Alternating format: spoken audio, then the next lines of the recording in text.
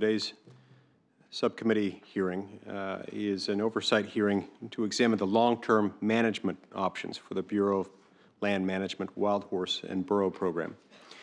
Most observers will agree that the program is on a path that can only be described as unsustainable.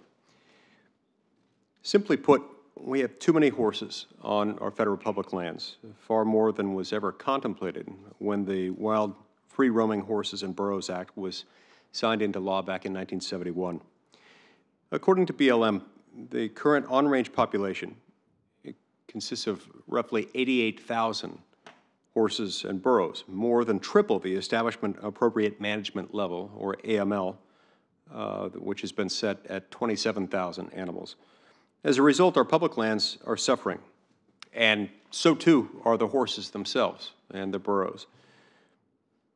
In arid environments like those found in Utah and in Nevada, where half of all wild horses are located, overpopulation quickly leads to overgrazing. The phrase, eats like a horse, isn't just a metaphor anymore. At least it's not a metaphor that's not borne out by something in fact. Public lands that exceed AML generally have less vegetative cover from overgrazing and are more susceptible to invasive plants like cheatgrass. Consistent overgrazing and hoof compaction also expose the soil to the elements, causing the land to become increasingly barren.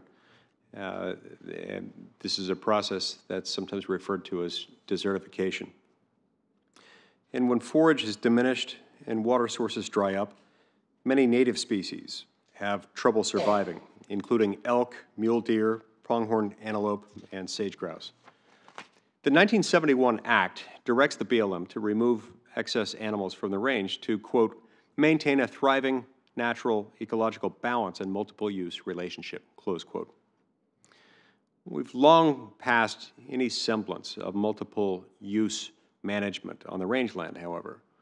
As horse populations have grown out of control, the resources for livestock, along with the wildlife that attracts sportsmen and outdoor enthusiasts to the west, have become depleted.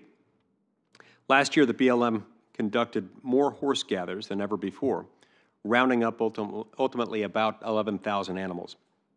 Half of those were categorized by the BLM as emergency removals, in some cases animals that were emaciated, dehydrated, or at some imminent risk of death. These horses joined the nearly 50,000 others that are stored in off-range corrals or trucked to pastures somewhere in the Midwest, leased by the Bureau of Land Management.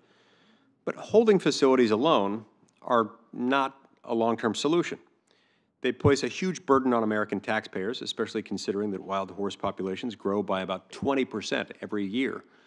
And the BLM estimates the cost of caring for these horses at about $50,000 per animal over its lifetime.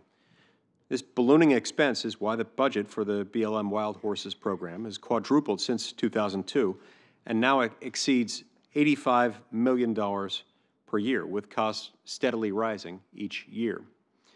Unfortunately, restrictions enacted in annual appropriations laws actually prohibit the sale of horses for commercial processing. As a result, the BLM largely relies on animal adoption programs and on a restricted sale program to dispose of the excess animals. As laudable as the adoption program is, it's never going to outpace on-range foaling rates under the current model. And for a variety of reasons, the deployment of existing fertility control drugs has not proven as effective as hoped.